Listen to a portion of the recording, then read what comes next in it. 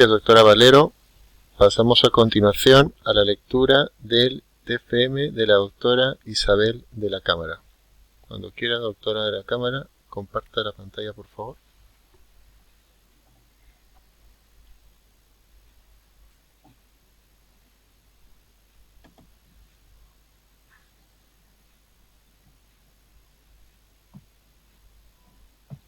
¿Se ve bien?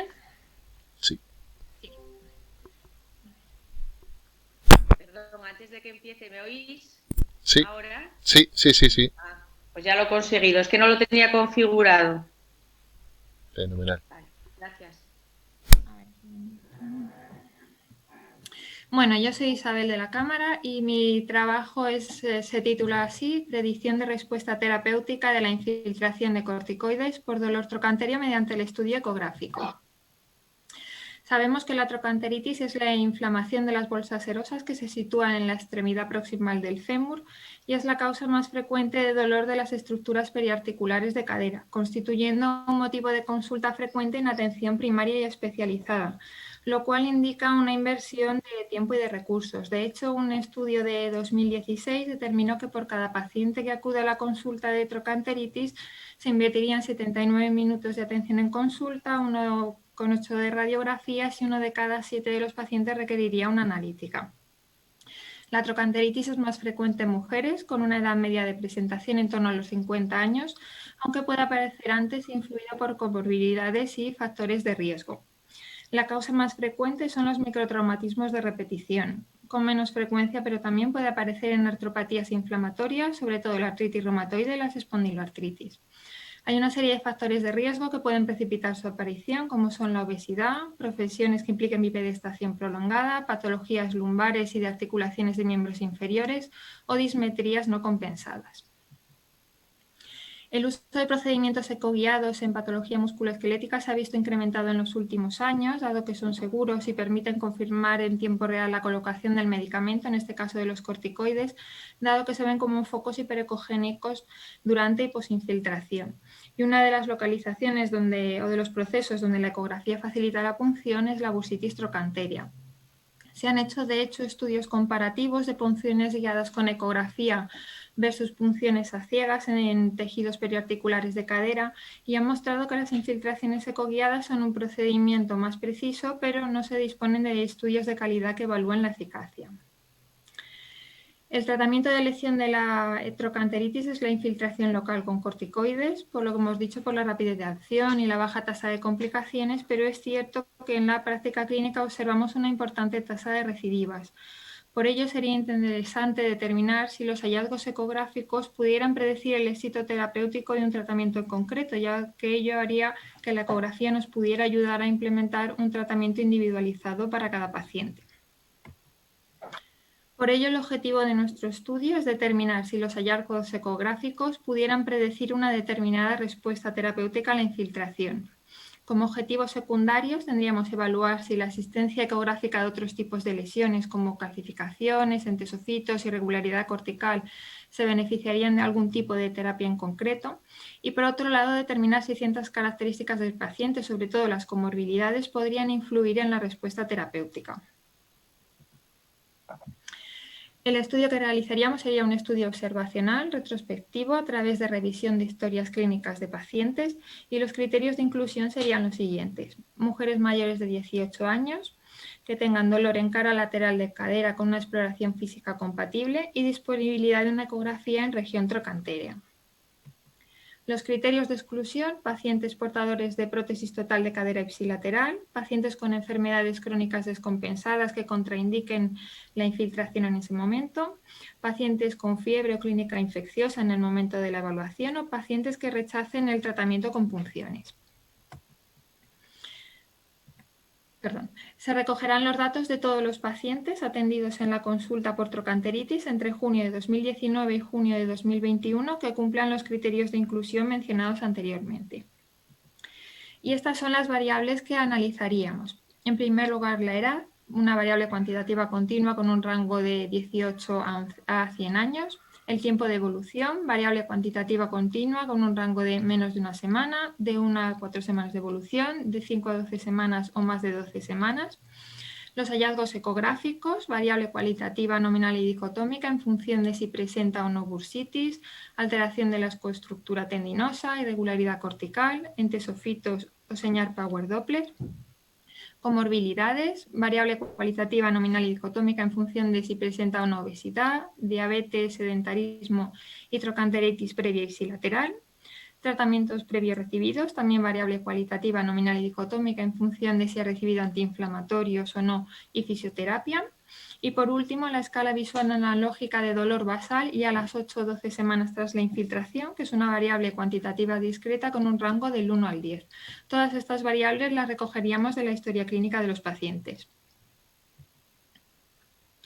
En cuanto al análisis estadístico, las variables descriptivas se presentarían mediante medidas de tendencia central y dispersión. Las variables desenlace serán las diferencias entre el EVA a las 8 o 12 semanas y el EVA basal, y se realizará un análisis multivariante tipo regresión logística para identificar los factores asociados a mayor gradiente EVA. Para la selección de variables a incluir en el modelo, previamente se realizarán pruebas de asociación y de correlación. En cuanto a las necesidades logísticas para nuestro proyecto, pues necesitaríamos un investigador que realice la búsqueda de datos en el sistema informático y un ordenador, y aproximadamente necesitaríamos 3 meses para la recogida de datos, 2 o 3 meses para el análisis y 2 meses para la redacción del texto. Esta es la bibliografía que he utilizado para mi trabajo y por último mencionar brevemente los 2 anexos que incluiríamos. El primero, para la definición de trocanteritis, hay 5 criterios de los cuales los 2 primeros los haríamos obligatorios: dolor en cara externa de cadera y aumento de dolor a la palpación de trocánter mayor, y uno de los 3 siguientes. Y el siguiente anexo de la escala visual analógica del dolor que conocemos, que va del 0 al 10 y se registraría la puntuación dada por los pacientes correspondiente a la visita basal y a las 8 o 12 semanas tras infiltración. Y nada más, muchas gracias. Muchas gracias, doctora de la Cámara. Por mi parte, nada que preguntar. Doctora Vázquez, ¿algún comentario o pregunta? El trabajo me parece interesante, me parece muy bonito también, pero yo le veo el problema del diseño retrospectivo. O sea, yo creo que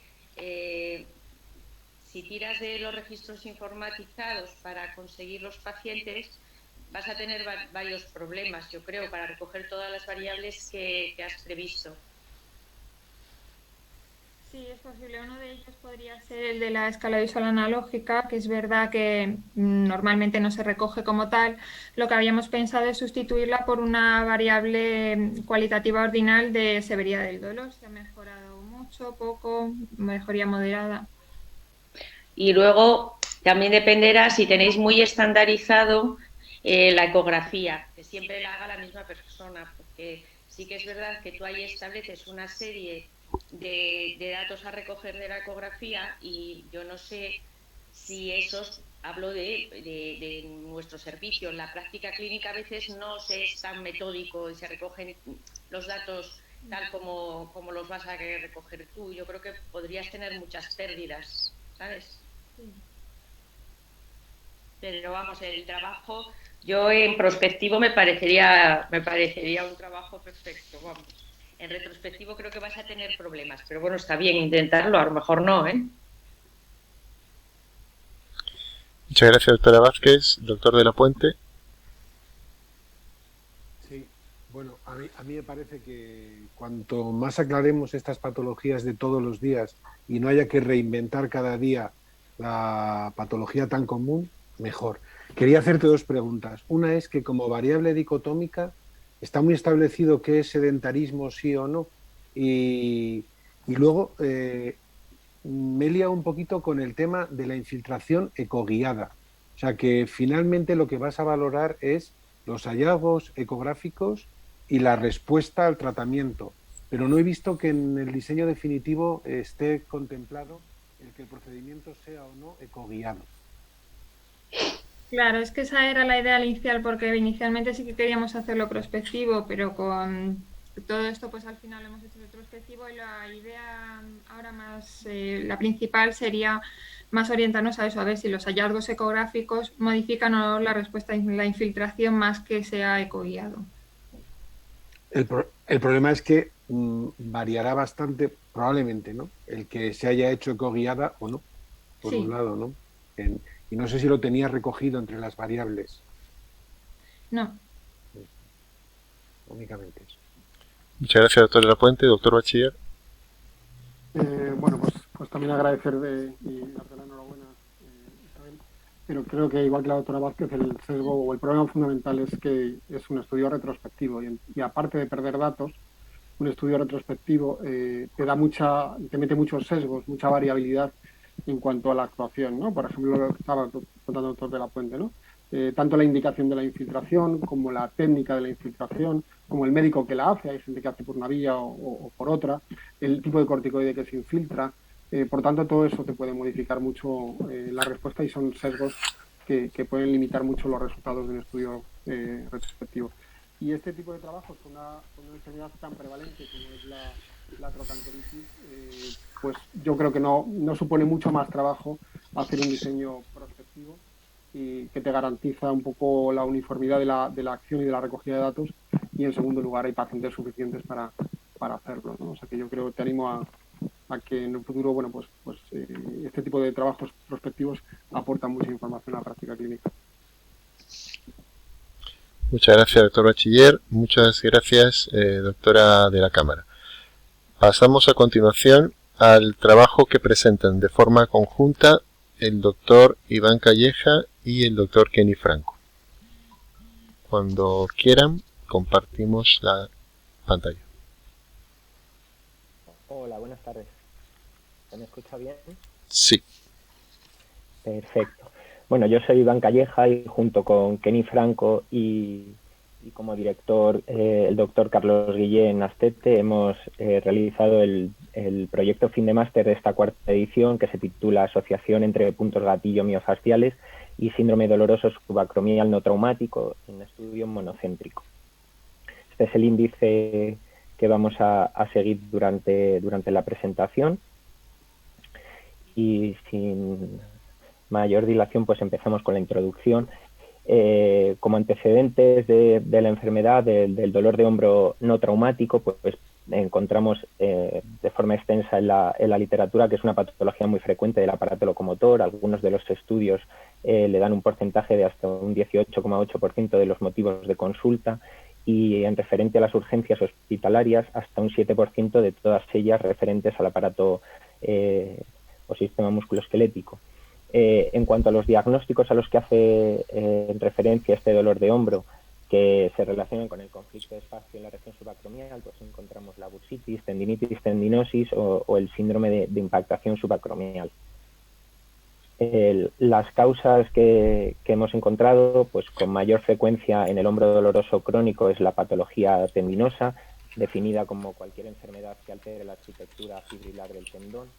Y varía levemente en función de la edad. En los ancianos le da mayor prevalencia a las roturas tendinosas parciales y totales, mientras que en pacientes jóvenes prevalecen las roturas parciales y las tendinosis, entendiendo estas como la alteración en la ecogeneticidad de la estructura fibrilar o el engrosamiento tendinoso focal o global. En cuanto al hombro doloroso agudo, cuando hablamos de esta temporalidad aguda, pues las causas más frecuentes son las bursitis o el derrame en la vaina del bíceps, y también, pues bueno, un poco en esta temporalidad, en este rango, la ecografía normal en pacientes con omalgia aguda, una ecografía normal es infrecuente. Luego, según Travel y Simons, y aquí un poco el intríngulis de nuestro estudio, es que la patología miofascial asociada con puntos gatillo no diagnosticados correctamente producen dolores crónicos en la cintura escapular. Que produzcan dolores crónicos, pues bueno, también el debut de estos en el momento temporal en el que los abordemos, pues se pueden ser agudos, ¿no? En función de en qué momento nos encontremos con el paciente. Por tanto, la ecografía es una herramienta fundamental para el abordaje de esta patología de hombro no traumática, que junto con la exploración correcta y una anamnesis, pues alcanzan precisiones comparables a la resonancia magnética para la afiliación etiológica.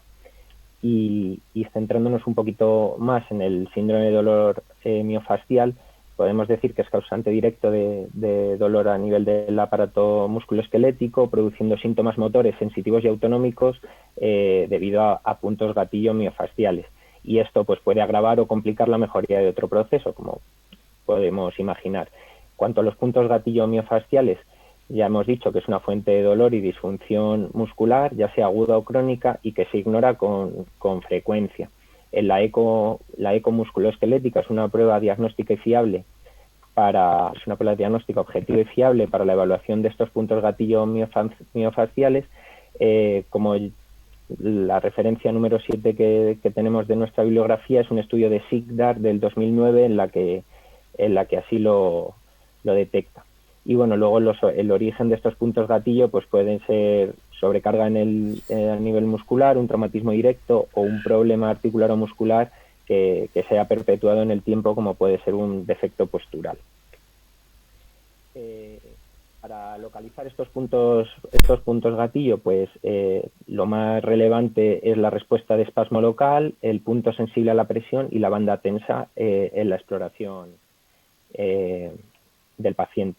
Y en la ecografía, pues bueno, los puntos gatillo se llevan visualizando, tanto estos como los tejidos circundantes, se van investigando desde hace años. Tenemos capacidad suficiente para caracterizar las propiedades viscoelásticas del tejido miofascial y bueno, los podemos definir como regiones focales hipoecoicas, elípticas o en forma de banda y con incremento de la heterogeneidad de la alineación de la fibra. Deben corresponderse con la localización del nódulo palpable a nivel muscular, como podemos imaginar, y ya sean estos puntos activos o latentes, tienen áreas hipoecoicas de mayor longitud respecto a las áreas marcadas como normales, aunque entre ambos, entre los puntos activos y latentes, no se han encontrado diferencias significativas entre el tamaño. Aquí podemos ver un punto gatillo detectado por ecografía, realizada por el doctor Kenny Franco. Y bueno, un poco justificando el estudio, pues nos encontramos con pacientes con tendinopatía de hombro como diagnóstico clínico que no mejoran. Hasta el 17% de los pacientes atendidos en el servicio de urgencias repiten consulta durante el primer mes. Normalmente, tras un examen clínico, pues se realiza una prueba de imagen en estos servicios, como habitualmente es una radiografía del hombro, y se se hace una interconsulta a los especialistas susceptibles de valoración de esta patología para caracterización de la misma. Hasta en un 7,1% de los pacientes no se identifica patología de hombro con la ecografía como protagonista, que esto es un hándicap. Y luego nuestra experiencia en urgencias, ¿no? Porque nosotros trabajamos en servicio de urgencias hospitalario, pues que existen diagnósticos erróneos de tendinopatía subacromial como cajón desastre, y todo ello pues demanda una excesiva derivación a traumatología, reumatología o a rehabilitación. Por tanto, una mayor precisión diagnóstica en urgencias, pues de esta forma pues caracterizaríamos mejor las necesidades del paciente y propondríamos una derivación correcta y más eficaz, y derivado de ello pues un ahorro en costes directos, indirectos, en los tiempos de lista de espera, etcétera. Por tanto, pues con la ecografía nos podríamos apoyar para distinguir los puntos gatillo miofasciales activos, latentes y las zonas de palpación normales. Como objetivo principal del proyecto, pues sería determinar la proporción de pacientes con síndrome de hombro doloroso no traumático asociado a punto gatillo miofascial que visita el servicio hospitalario de urgencias, y como objetivo secundario pues tendríamos determinar la distribución de pacientes con o sin patología tendinosa demostrada por ecografía en los grupos de pacientes con o sin puntos gatillo miofasciales. Hola, buenas tardes. ¿Me escucháis? ¿Sí? Vale, continúo con la segunda parte y es material y métodos. Se captarán aquellos pacientes que acudan al servicio de urgencias cuyo motivo de consulta sea dolor de hombro u omalgia, con los criterios de inclusión que vamos a mencionar a continuación. Luego se eliminarán los informes de aquellos pacientes que incurran en un criterio de exclusión.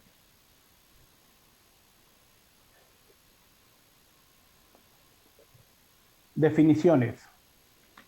El dolor miofacial es un patrón de dolor característico que aparece cuando se ejerce presión sobre estos puntos sensibles, ya sea por palpación digital o cuando se introduce una aguja en los mismos. El punto gatillo miofacial se define como la formación de un nódulo que puede ser palpable y localizado en diferentes músculos del cuerpo y que corresponde a una alteración o trastorno que se presenta en la placa neuromuscular que se caracteriza por dolor e hipersensibilidad en una determinada zona de nuestro cuerpo. Este problema se presenta cuando las fibras que son controladas por el nervio permanecen en un estado de contracción constante formando un microespasmo. Estos microespasmos se perciben como nudos o guisantes incrustados dentro del músculo. En la imagen ecográfica podemos determinar como una imagen relativamente circular y anecoica, que se corresponde con la zona dolorosa a la palpación. El diseño a utilizar es el observacional prospectivo. Se captarán pacientes que acudan a urgencias hospitalarias entre enero del 2020 y diciembre del 2022. Se realizará a todos los pacientes, incluido en el estudio, una exploración de puntos gatillos miofaciales en el hombro afecto, además de la exploración física estándar. A la completa totalidad de la muestra se le practicará un examen ecográfico centrado en el hombro patológico. Al 100% de los pacientes se obtendrán datos epidemiológicos demográficos, como sexo, edad, tiempo, menos de un mes, más de un mes y más de 3 meses. Los criterios de inclusión, mencionamos todos aquellos pacientes que acudan a consulta en servicios de urgencia del Hospital Universitario Infanta Elena, pacientes mayores de 18 años y pacientes con dolor en hombro unilateral. Entre los criterios de exclusión tenemos antecedente traumático relacionado con el hombro problema en el último año, o pacientes que refieran antecedentes de fractura o luxación de hombro afecto, patología de base tipo artritis reumatoide y polimialgia reumática, y pacientes en las cuales se les haya realizado técnicas invasivas tipo infiltraciones en los últimos 6 meses, o imposibilidad para realizar una correcta anamnesis y exploración física, ya sea por barrera idiomática o déficit cognitivo. Hemos elegido 10 variables, de las cuales la primera es el diagnóstico del síndrome de dolor miofacial por el score de la tabla 2.4 del manual de puntos gatillos de Travel y Simmons. Luego, datos demográficos, tiempo de evolución, consumo de medicación analgésica o antiinflamatoria, lateralidad afectada, extremidad dominante, actividad laboral, tipo e intensidad de dolor, tratamientos alternativos, diagnóstico ecográfico, donde se evidencia la presencia de puntos gatillos miofaciales en la localización asociada al dolor, el grosor del tercio lateral del tendón del supraespinoso, la artrosis acromioclavicular, la calcificación subacromial y una distensión de la bursa de más de 2 milímetros. Luego tenemos aquí en esta tabla los criterios recomendados para la identificación de un punto gatillo activo latente, que es la tabla que les mencionaba en la diapositiva anterior. El análisis estadístico. Cálculo del tamaño muestral. Considerando un universo de pacientes años de 300 para una precisión del 3% y un poder estadístico de 1 alfa del 95%, con una estimación aproximada del 30% de pacientes con PGMs, se obtuvo un tamaño muestral de 225. Se realizará una descripción de las variables basales por medio de estadísticos de tendencia central y dispersión para las variables numéricas y de proporción para las variables nominales, Las variables numéricas pasarán por la prueba de Kolmogorov-Smirnov para determinar si su distribución es o no normal. En caso de no ser normal, se utilizarán las pruebas estadísticas no paramétricas en cada caso. La asociación entre la variable, el porcentaje de PGM y la tendinopatía se determinará mediante la tabla de 2×2 en la que se calculará el RR y se comprobará su significado estadístico mediante la prueba de chi cuadrado o test exacto de Fisher según corresponda. En cuanto a la asociación con variables numéricas, en el caso del dolor medido por EVA o el tiempo de evolución, se utilizará la prueba de T-Student. Y esta es la bibliografía que presentamos a continuación. Muchas gracias. Muchas gracias, doctores Calleja y doctor Franco. ¿Comentarios o preguntas, doctora Vázquez?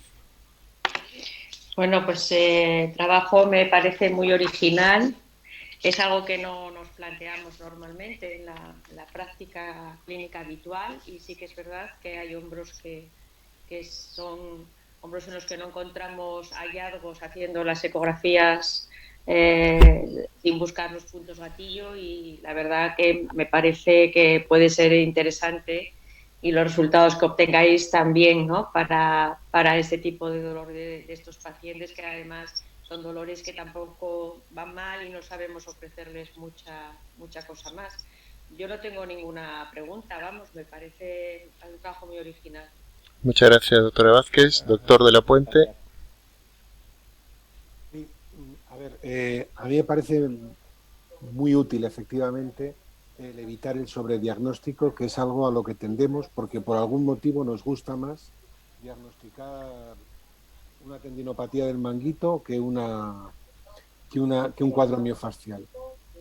Lo que tengo dudas es de que la ubicación correcta sea la urgencia, ¿no? O sea, que son pacientes que deberíamos de alejar de urgencias, y con este trabajo lo que vamos a hacer es dedicarles muchísimo más tiempo, ¿no? Cuando, ni aun teniendo una tendinopatía del manguito, probablemente lo deberían de consumir. Y luego, a mí me parece que la hipótesis que se trata de confirmar o descartar, que es que hay muchos episodios que no son tendinopatías, pues no sé si hacen falta 36 meses, ¿no?, que es la duración del episodio, únicamente. Muchas gracias, doctor de la Puente. Muchas gracias. Doctor Bachiller. Sí, pues bueno, darte la enhorabuena también por la originalidad del trabajo, y quizás veo una dificultad en lo que es la valoración ecográfica de lo que es el punto gatillo, ¿no? Que yo sepa no es una, vamos, que yo sepa no está validado, y es cierto que esos hallazgos que describes, bueno, pues probablemente si se correlacionan con la clínica podemos localizar ese nódulo o ese punto gatillo, pero yo no sé si eso realmente lo podemos encontrar esos datos en otras enfermedades, por ejemplo, lipomas o pequeñas calcificaciones o otros artefactos pueden simular. Entonces la pregunta es que si no está validado el test ecográfico, los hallazgos ecográficos que vamos a considerar como punto gatillo ecográfico, pues eso le va a dar una cierta variabilidad, ¿no? Y la otra pregunta es, realmente, y es ya un poquito aparte del trabajo, la lesión hipoecoica, en ecografía consideramos pues normalmente una presencia de líquido o una presencia de edema, ¿no? Y una pérdida del tejido intersticial normal en el músculo. Entonces, la presencia de edema representa realmente la presencia de una lesión hipoecoica ecográfica indica que hay una inflamación o hay un edema. Pues como mencionaba yo, de lo que se trata la formación del punto de gatillo, que es una desestructuración de la placa neuromuscular, y que ecográficamente se muestra como una zona hipoecoica. Pero no necesariamente tiene por qué existir edema en esa zona, aunque se vea hipoecoico. Vale. Entiendo que cuando hay una contracción muscular hay un aumento de tejido muscular en esa zona, en ese área, y por lo tanto debería aumentar la densidad ecográfica, ¿no? Que es lo, bueno, es lo que podríamos esperar, pero bueno. Quiero decir que el trabajo me parece original, pero creo que definir bien lo que es el hallazgo ecográfico del punto gatillo tiene que ser un elemento importante, ¿no? Para realmente considerar que ese hallazgo, eso que estáis viendo, es lo que se define un punto gatillo, ¿no? Muchas gracias, doctor Bachiller, muchas gracias, doctor Calleja y doctor Franco. Pasamos a continuación a la lectura del trabajo de la doctora Paula Pretel. Doctora Pretel, cuando quiera, comparta su pantalla, por favor. Sí.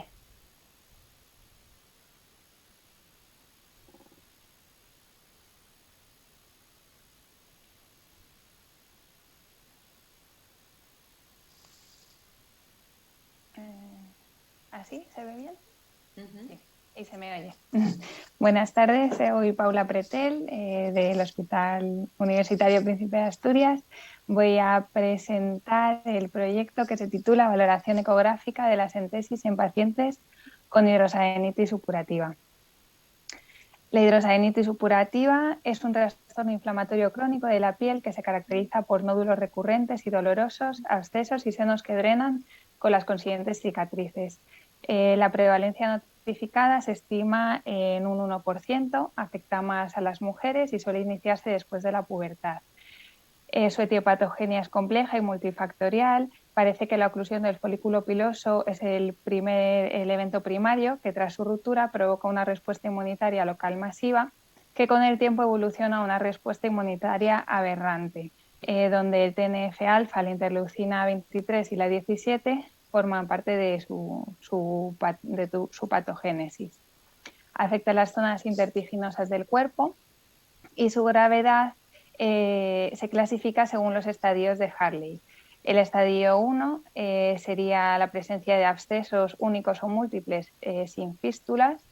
El estadio 2, abscesos únicos o múltiples recurrentes con tractos fistulosos pero con lesiones separadas. Y el estadio 3 sería la presencia de múltiples tractos fistulares y abscesos interconectados. Los factores de riesgo, es conocido que hasta el 40% de los pacientes tienen al menos un familiar de primer grado afectado. Y luego, respecto a las enfermedades asociadas, destacar la enfermedad inflamatoria intestinal, que parece ser la comorbilidad más señalada. Un estudio transversal multicéntrico mostró que la prevalencia en estos pacientes de enfermedad inflamatoria intestinal llegaba al 3,3%. Y de ellos la mayoría, el 2,5%, era enfermedad de Crohn. Luego parece que también tienen aumentado el riesgo de ciertas neoplasias y en pacientes que tienen síndrome de Down también tiene una prevalencia aumentada de hidrosalinitis supurativa.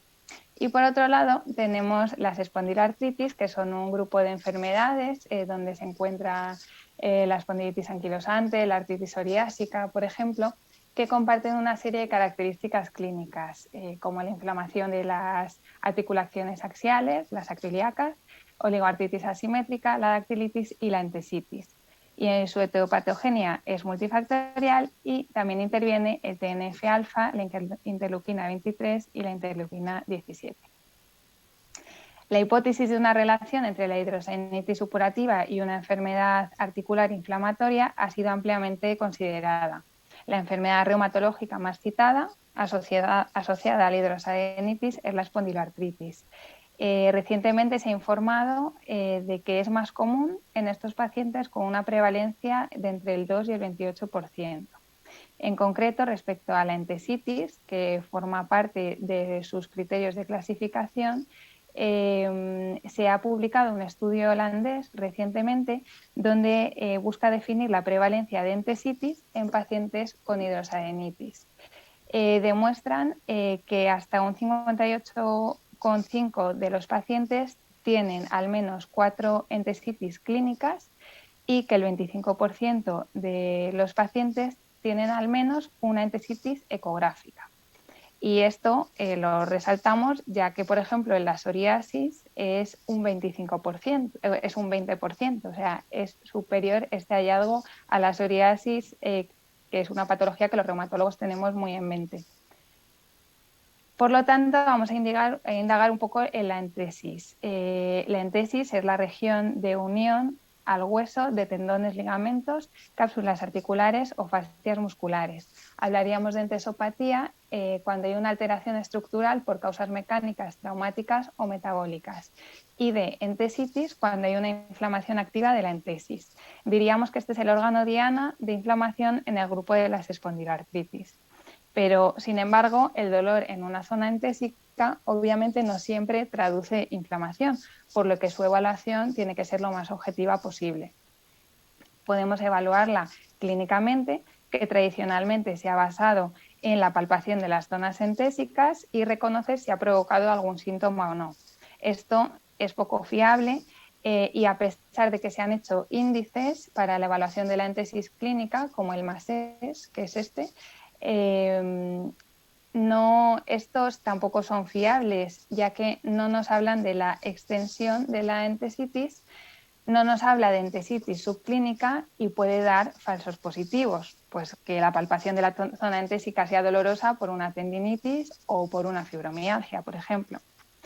Por lo que, hasta que no se han desarrollado técnicas de imagen como la resonancia magnética o la ecografía, el diagnóstico de entesitis en estos pacientes se ha subestimado. La ecografía es una prueba que ha demostrado que es sensible, específica y fiable en la evaluación de los cambios estructurales e inflamatorios de la entesis.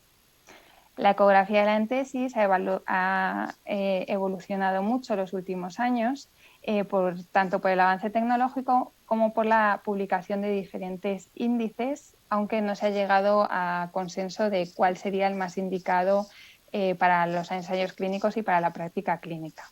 El primer índice para la valoración ecográfica de la entesis es el índice de Guess, que es en base a la escala de grises, y con este se demostró que la mayoría de las entesopatías que se detectaban por ecografía no se habían detectado clínicamente.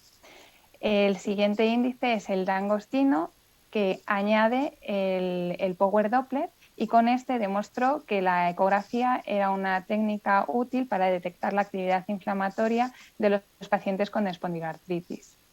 El SEI nos ayuda a distinguir si la entesitis es aguda o es crónica, y estos dos últimos, MASEI y OMERAG, son los más recientes y los más importantes hoy en día. El MASEI es diseñado con fines diagnósticos, con una sensibilidad y una especificidad superior al 80% para el diagnóstico de espondiloartritis en pacientes que tienen 18 puntos o más. Este combina la escala de grises y el Power Doppler y añade entesitis de las extremidades superiores que los anteriores no tienen. Y OMERAG es el último en el que se propone una definición, que es la que pongo aquí, una definición consensuada, y además se acuerda las lesiones que pertenecen al grupo de lo que sería algo inflamatorio de las que sería algo estructural. Como hemos dicho, la asociación de hidrosaenitis y espondiloartritis ha sido ya comunicada desde los años 80 aproximadamente, pero ha sido recientemente cuando se han definido las características de los pacientes y la prevalencia de las enfermedades musculoesqueléticas en la hidrosaenitis. El primer estudio que pongo es de 2014, que incluye 640 pacientes con hidrosaenitis, de los cuales 84 referían síntomas musculoesqueléticos y de los cuales 43 se evidencia entesitis o dolor axial inflamatorio o ambos, dándose una prevalencia bruta de espondiloartritis del 3,7%, que es algo muy superior a lo de la población en general. En 2018 se publica otro que incluye a un grupo control y un grupo con hidrosaenitis, de los cuales el 28% se les acaba diagnosticando una espondiloartritis, concluyendo que el riesgo de espondiloartritis está aumentado en los pacientes con hidrosaenitis con una odds ratio de 11. Este es un estudio que tiene una gran corte de pacientes con espondiloartritis y busca identificar buscar características entre los que además tienen hidrosaenitis de los que no. Y se ve que es más frecuente la entesitis del talón en los pacientes con espondiloartritis e hidrosaenitis.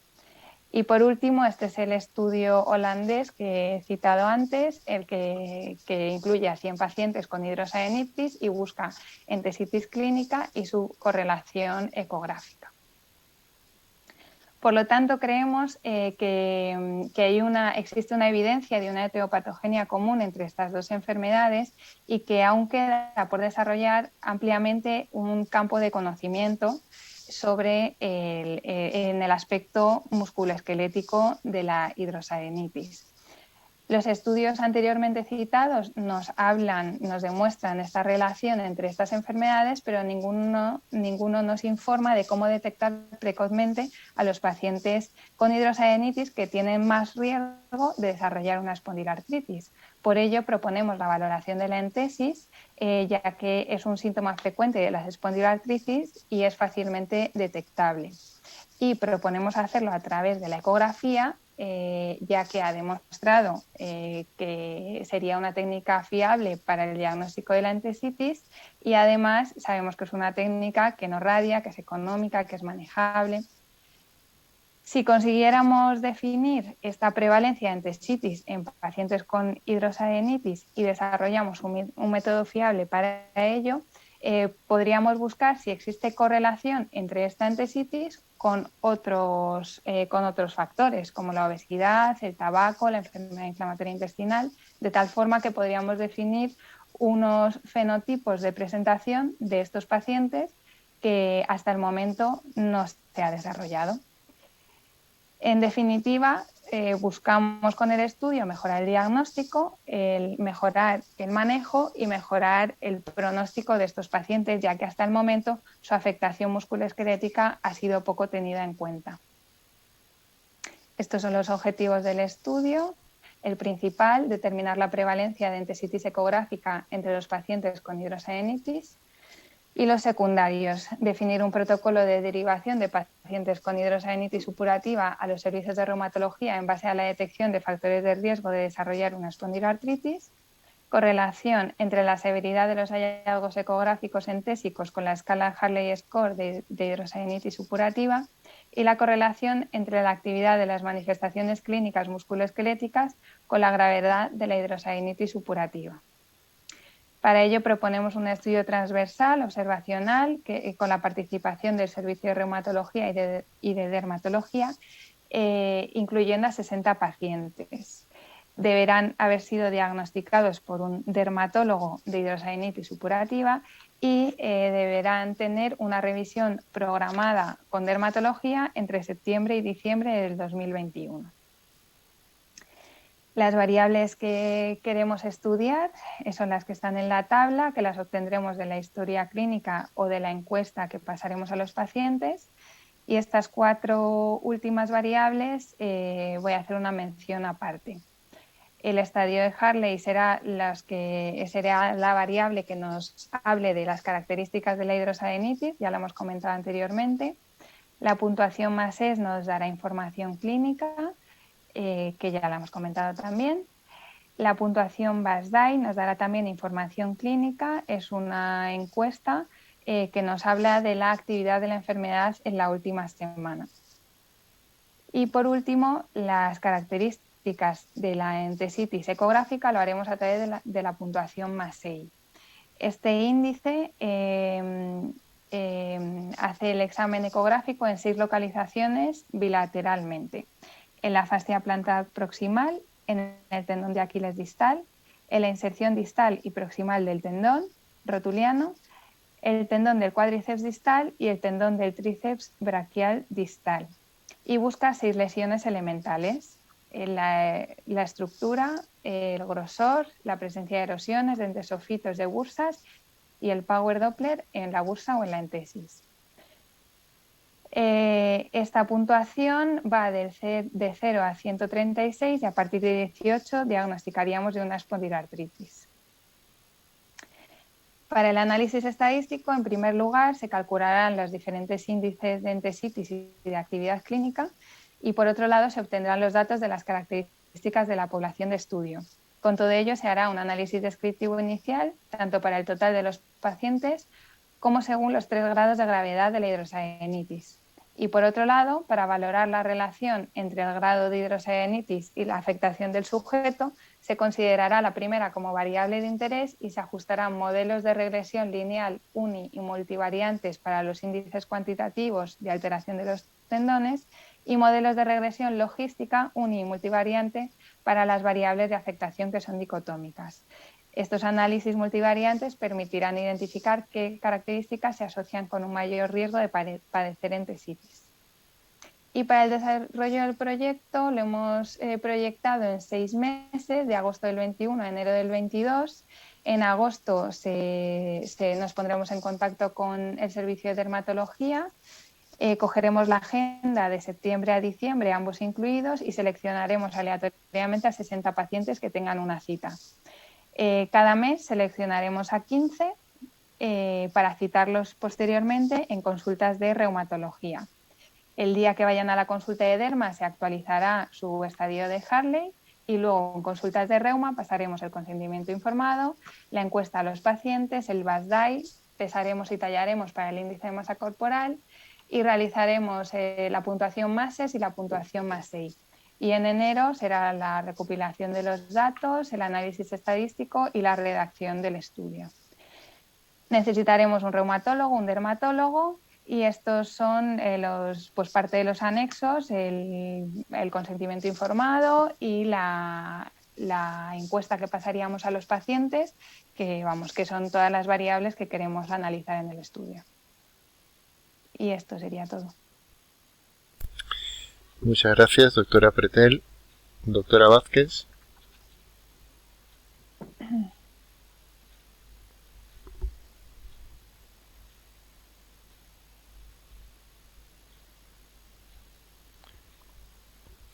Doctora Vázquez.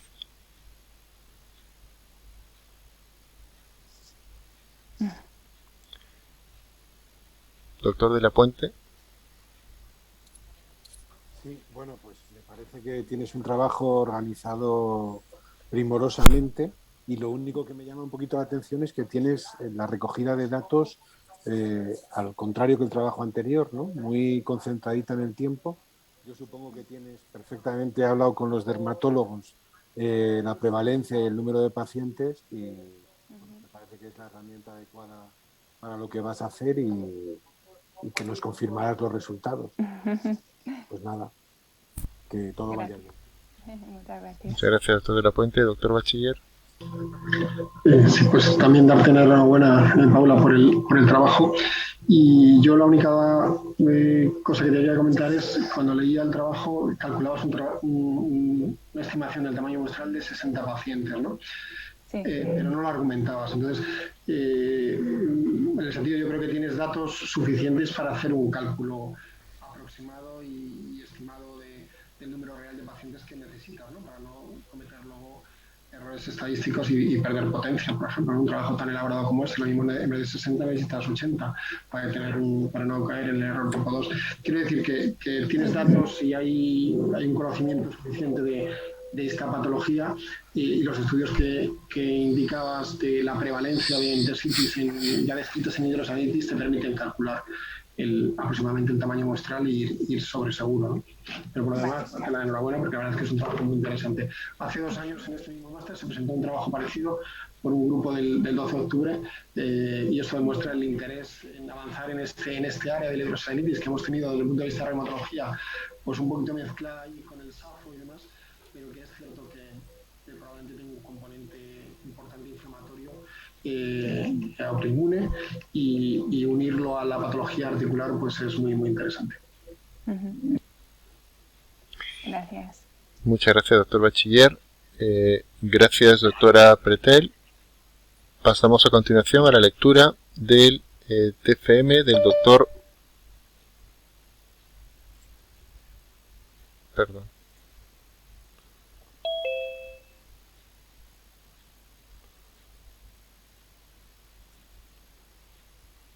Hola, ¿se me oye? A la lectura del doctor Pal Kovacs.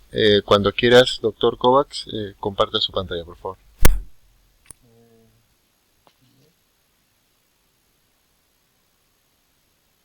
¿Se me oye bien? Buenas tardes. Sí, correcto. Es que he utilizado varias veces el Zoom, por eso no he probado ahora, pero... vale, que tengo que... No, me dice que no está permitido compartir, pero ahora mismo...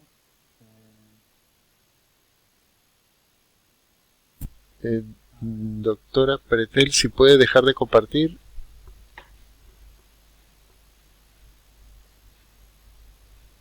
Porque solo se puede hacer uno a la vez. No sé si ahora.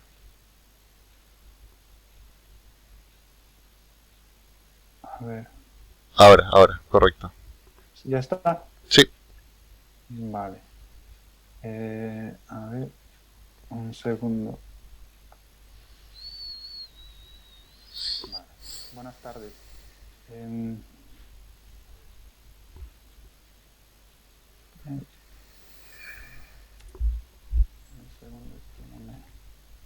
Sí.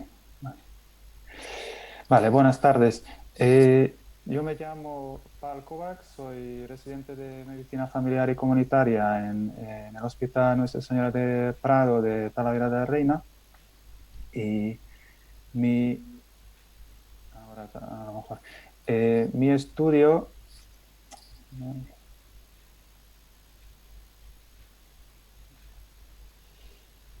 Mi estudio se titula La localización como factor modificador de la clínica en la tendinopatía calcificante del tendón del músculo supraespinoso en el síndrome del hombro doloroso. Mi director ha sido el doctor Carlos Guillén y codirector el doctor Francisco Javier González Polo, el jefe de servicio de reumatología de Talavera de la Reina. Primero, como introducción, sobre unas palabras sobre la tendinopatía calcificante. Se trata de un depósito distrófico de cristales de hidroxiapatita cálcica en los tendones y el tendón más afectado, según la mayoría de los estudios, más de 80% es el tendón del músculo supraespinoso. La prevalencia varía según estudios entre 2,7% y 22% entre la cuarta y la sexta década y se ve un aumento con la edad. Vale. La clínica es prácticamente episodios de dolor intermitente que coinciden con la reabsorción de los cristales. El diagnóstico es predominantemente clínico. A veces lo complementamos con alguna técnica de imagen, pero vamos, para diagnosticar, como mucho, utilizamos la realización de una radiografía de hombro para el diagnóstico. El tratamiento tiene un abanico amplio que incluye desde meramente reposo físico, utilización de AINES o tópico sistémico, infiltración de corticoides hasta terapia de ondas de choque según su disponibilidad en el hospital. Un detalle muy importante es el impacto socioeconómico de esta entidad porque genera un número muy elevado de visitas en urgencias en atención primaria y también conlleva una importante incapacidad temporal.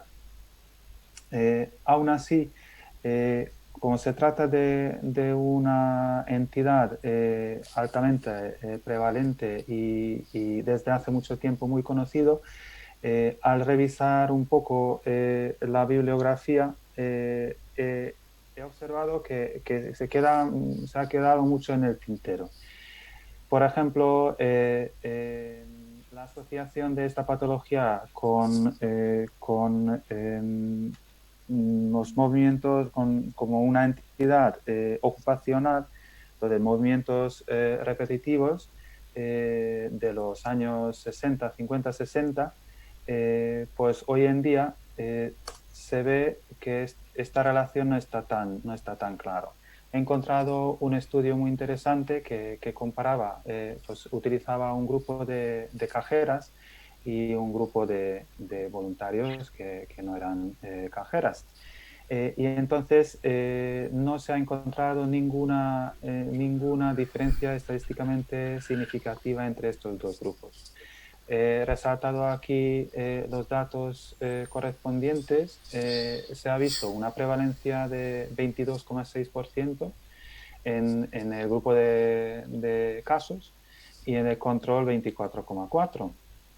Además, no se ha encontrado ninguna diferencia estadísticamente significativa ni en el hombro dominante ni en el no dominante. Tampoco se ha encontrado en el número o en la proporción de tendinopatía calcificante bilateral. 9,6% en el grupo control y 8,5% en el grupo de las cajeras de casos. Entonces, este estudio, que es de 2014, dice que aparentemente no se ve ninguna relación entre los movimientos repetitivos y el aumento de prevalencia de tendinopatía calcificante del hombro. Luego, las últimas tendencias, también es muy interesante en esta patología, pues intentar descifrar las características inmunohistoquímicas y todo el tema de inmunogenética de esta entidad. Mi pregunta clínica fue si la localización de la lesión influye en el dolor. ¿Por qué me interesa? Porque tanto en atención primaria como en urgencias, pues veo a muchos pacientes, como no tenemos tiempo, en realidad no lo estudiamos. Entonces me he dado cuenta de que sin tomar en consideración la localización de la lesión, aplicamos más o menos los mismos tratamientos. He realizado una búsqueda bibliográfica. También tengo que decir que solamente he hecho en PubMed. Para realizar una búsqueda bibliográfica, pues tendría que ampliar con otras bases de datos también. Pero en los últimos 10 años, pues he encontrado en total 184 estudios con respecto a tendinopatía del hombro. Luego, filtrando y quitando los artículos que no cumplían los criterios, pues al final me quedé con 38 artículos que he revisado. He encontrado 2 metaanálisis, 14 revisiones sistemáticas y 33 revisiones. Entonces, sobre el aspecto de la localización como factor pronóstico, puedo decir que los 2 metaanálisis, ambos metaanálisis no lo estudian ni lo mencionan. 2 estudios observacionales afirman que es un factor pronóstico estadísticamente significativo, y 2 estudios lo descartan directamente, pero el resto de los estudios ni lo investigan. La justificación de este estudio sería entonces orientar mejor la actitud terapéutica en el ámbito de atención primaria, tanto en el centro de salud como en urgencias, y la derivación a otras especialidades. También pues mejorar un poco los criterios cuando derivamos a rehabilitación, a traumatología o reumatología. Como anteriormente se ha mencionado, que urgencias no es el sitio a lo mejor para pues tratar bien o estudiar bien esta entidad. Estoy completamente de acuerdo. Mi idea es concertar una cita con los pacientes que veo en urgencias y verles en atención primaria. que gracias a mi formación es posible. Objetivos. El principal objetivo sería determinar en qué medida se modifica la clínica, o sea, el dolor de la tendinopatía calcificante del músculo supraespinoso según la localización de la lesión. Es secundario determinar si el tamaño de la lesión puede guardar relación con la clínica de la tendinopatía calcificante. El tipo de estudio sería, como no hay muchos estudios, en realidad sería un estudio observacional tipo exploratorio clínico, tipo serie de casos. La población de estudio sería lo siguiente. Criterios de inclusión son los pacientes diagnosticados de tendinitis calcificante del músculo supraespinoso en urgencias o en las consultas de atención primaria de mi área. Criterios de exclusión: incapacidad legal para firmar el consentimiento informado, pacientes menores de edad, o incapacidad física o psíquica para decidir la toma de medicación, o en este caso llevar a cabo la entrevista y el estudio.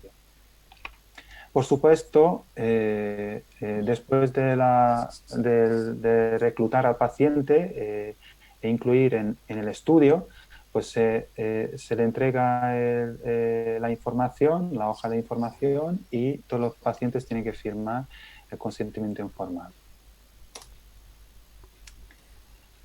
Las variables que estudiaría: variable independiente es la localización de la calcificación, que se mide desde, pues es la medición de la distancia en milímetros entre el borde lateral del hueso coracoides hasta el borde medial de la lesión. Variables dependientes serían edad, sexo, índice de masa corporal, dolor, que se mediría con una escala de EVA, diabetes mellitus, si tiene o no diagnosticado, longitud lateromedial de la calcificación y el tipo de la calcificación.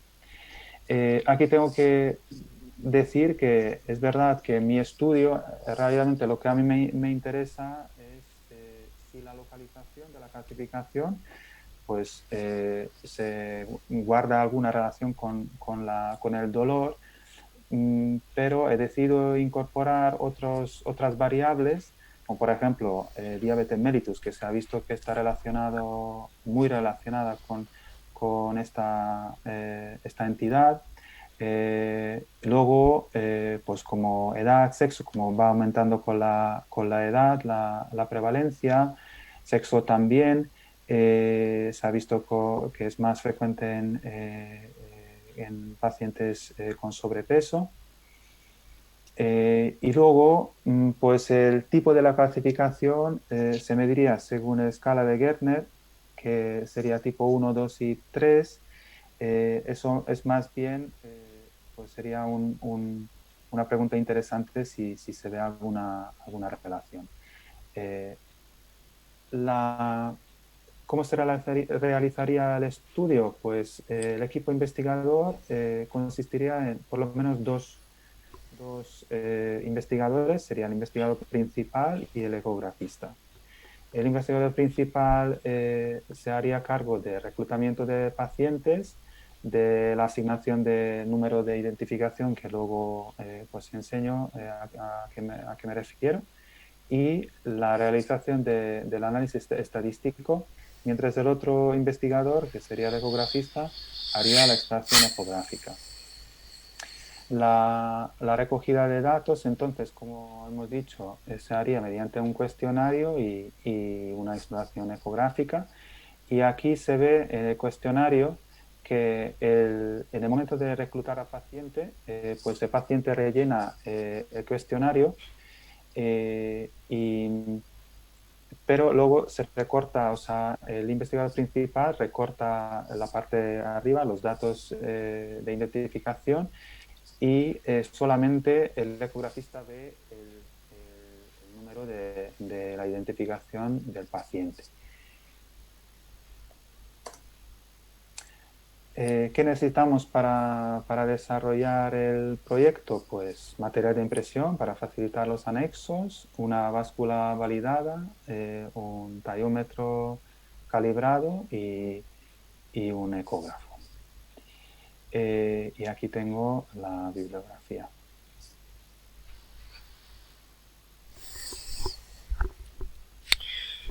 Muchas gracias, doctor Kovacs. Doctora Vázquez, ¿algún comentario o pregunta?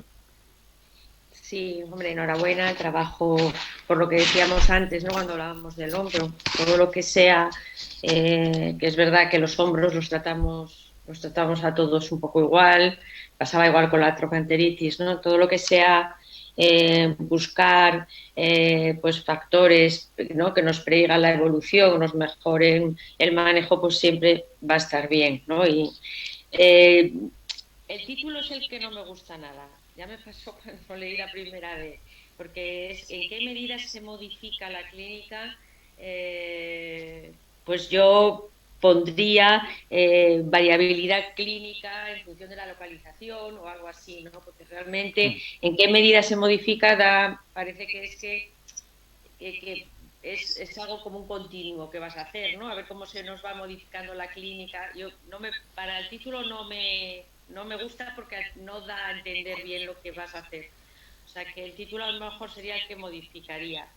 Y luego, una pregunta quería hacerte. Cuando dices lo del tipo de calcificación 1, 2 y 3, ¿a qué se refiere? A ver, yo a revisar la bibliografía he encontrado varios tipos de clasificación y la clasificación de Gärtner que más me ha gustado es que diferencia entre 1, 2 y 3 y es la según la ecogenicidad de la lesión. Vale. O sea, en función de la ecogenicidad, ¿no? Sí. Vale. ¿Y eso tiene relevancia?